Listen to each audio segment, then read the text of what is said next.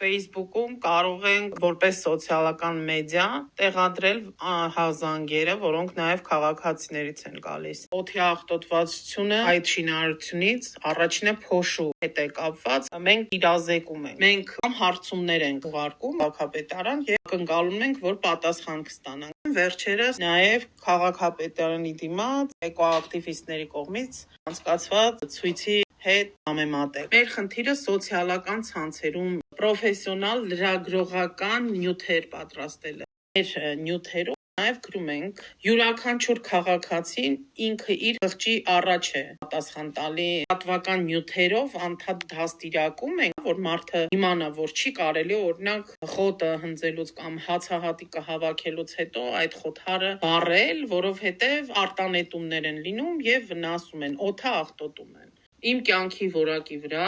շատ վատ է ազդում, քանի որ ես ալերգիայի տեսքով եմ զգում եւ շնչառական ընդհանուր թոքային խնդիրների եւ սրտանոթային։ Որպես քաղաքացի ես կուզենամ, որ փոփոխությունները լինեն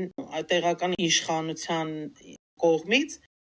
որ իրենք էլ իրենց պատկերացնեն սովորական քաղաքացի, ամեն օր քայլեն, նկատեն, որ ոտքերի տակ աղբ է, որ